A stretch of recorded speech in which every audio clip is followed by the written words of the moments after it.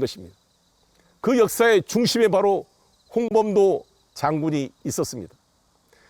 홍범도 장군의 두 아들도 1908년도에 전투 과정에서 큰아들은 죽고 둘째 아들은 백혈병으로 사망했습니다.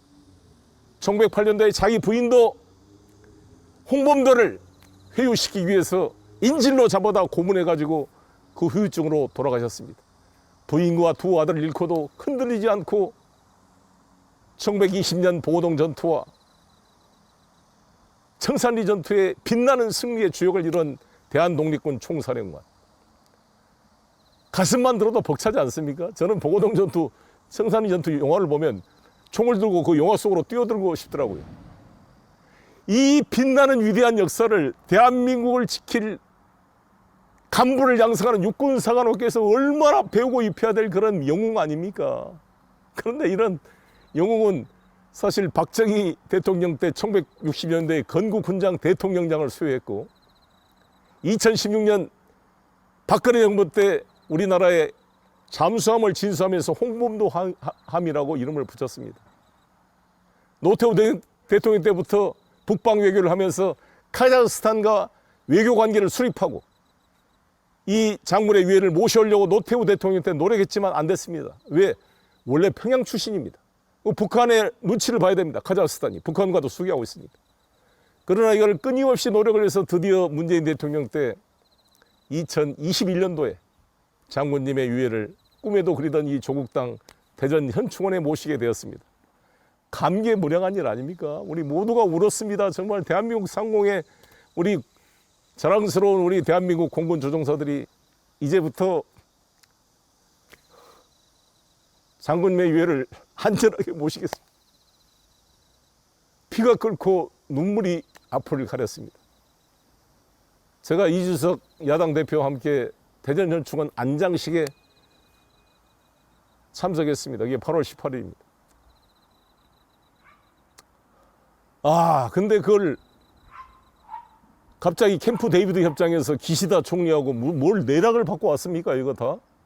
이 일본군과 싸웠던 독립운동가들을 다 빨갱이로 몰아서 없애라고 뭐 이심전심으로 기시다하고 합의를 하고 온 것입니까? 핵오염수 방출은 허락을 해주고 동해바다를 일본으로 바꾸는 것도 아무런 문제제기도 안 하고 관함식에 우길기를 두고 참가하는 일본 군함한테 같이 경례를 하고 아니 우리 독립운동의 영웅을 쫓아낸다고요? 그 이유가 1927년도에 소련 공산당 가입했다는 이유로? 레닌한테 선물 받았다는 이유로? 그런 이유면 우리 동아일보를 비롯해서 많은 우익 인사들 평양 방문해서 전부 김정일한테 선물 갖다 바쳤습니다. 아니 그리고 상식적으로 생각을 해보십시오. 그때는 소련이 우리 미국과 동맹국 연합국 우리 편이었어요. 우리 편. 반파시스트 연합 전선이었습니다. 이 히틀러와 도조 히데키 일본의 파시즘 군국주의 무솔리니 파시즘과 싸우기 위한 삼국의 연합군 아니었습니까? 영국과 중국과 미국, 소련이 다. 그래서 포츠담 선언, 여러분 포츠담 선언 전에 카이로 선언이 이집트 카이로에서 열린 선언 아닙니까? 그때 우리나라의 최초의 독립을 약속했던 게 바로 스탈린이 같이 서명한 겁니다. 여러분 루즈벨트, 스탈린, 처칠이 했던 포츠담 선언에서 우리 조선의 최초의 독립을 공개적으로 표명한 것이 바로 그것 아닙니까?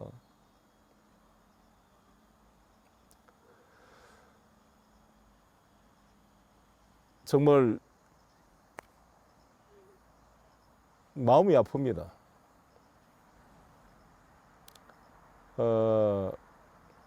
얄타회담까지 연결되죠. 그래서 카이로 선언과 얄타. 카이로 선언에는 이 장개석이 참가를 했습니다.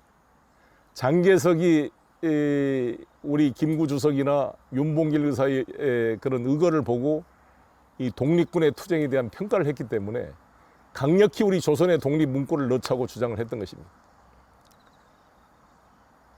그런데 그때 소련에서 독립투쟁을 하는데 소련 공산당에 가입하지 않고 어떻게 생존할 수가 있겠습니까? 그걸로 그래서 이게 설명하기가 많으니까 자유시 참변 때 뭐 독립군 내부 투쟁에 소련 편을 들었다 이런 확인되지 않는 근거 없는 걸 자료를 가지고 홍범도 장군을 폄훼하는 사람들이 어떻게 그렇게 일제 영합에서 민족을 팔아먹고 같은 독립군을 사살하고 죽였던 세력은 그렇게 관대합니까?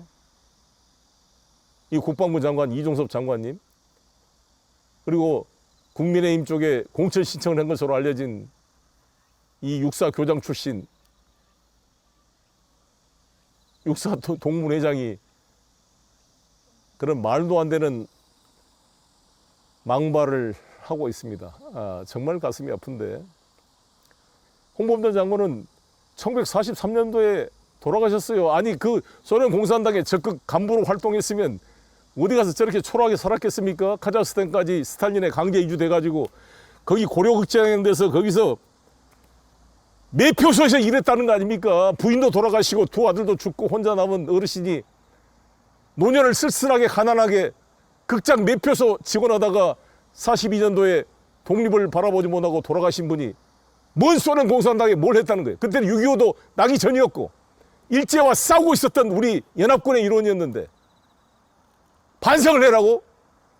일제의 야합에서 민족을 도륙을 냈던 이 반역자들이 반성을 안 하고 있는데 미친놈들 아닙니까 지금 이게? 홍범도 장군을 저는 평양에서 모셔갈까 걱정했어요. 북한 평양 출신입니다. 만약에 홍범도 장군을 그 평양에 북한이 먼저 모셨다고 생각해 보십시오. 우리 외교에 우리는 패배입니다. 패배. 우리 대한민국이 홍범도 장군을 모셔온 것은 외교의 승리 아닙니까? 민족의 정통성을 확립한 중요한 요소가 되는 거 아닙니까, 여러분? 우익 여러분, 자칭 우익 여러분, 태극기 부대 여러분, 이 태극기 어떻게 생겼어요? 이 태극기는 고종 황제부터 대한제국 때부터 공식 국기였고 1882년 조미 통상 소조약 때 이미 태극기가 걸어졌습니다. 박용호가 만든 게 아닙니다. 이 친일분자 박용호가 만든 게 아니에요. 이건 잘못 알려진 거고, 우리 대한민국은 영종조 때부터 민유방본 본고방령이라는 서경의 사상에 따라 왕의 나라에서 민의 나라, 백성의 나라 민국이 만들어졌고 사만이 일통 통합돼서 대한이 된 것입니다. 사만 일통으로 마한지한 변화인이 통합됐기 때문에 대한이 된 것이고, 민유방본 본고방령의 민의 나라 결합돼서 대한민국이 만들어지고 대한제국이 만들어졌던 것입니다. 그때 태극기가 만들어졌어요. 이 태극기와 대한민국은 조선공산당이 만들어지기 훨씬 이전부터 한반도 전체를 통합하는 우리의 상징이자 우리의 국가입니다. 우리가 제헌헌법에서부터 지금의 9차례에 걸친 개정헌법 이르기까지 한 번도 안 빠지고 대한민국이 유구한 역사와 전통에 빛나는 우리 대한국민은 3.1운동으로 건립된 임시정부의 법통을 개성한다고 왜 명시하고 있겠습니까? 대한민국이란 말이 영종조 때부터 고종 황제 때부터 숙성이 됐기 때문에 이론이 없이 대한민국 임시정부로 이름이 붙여졌고 태극기가 채택이 된 것입니다. 우리나라는 사실상 개천절 때 만들어진 거예요. 단기 5,000년 전에. 단군 조선 때부터 만들어진 거잖아요. 개천절, 하늘이 열린 건국절이 개천절입니다. 그런데 이 친일 세력들이, 일부 우익 세력들, 민족 반역 세력들이 왜 그렇게 1948년 8월 15일을 건국절로 하자고 이 미친 소리를 계속하고 있는 것입니까? 왜 그런 것 같습니까, 여러분?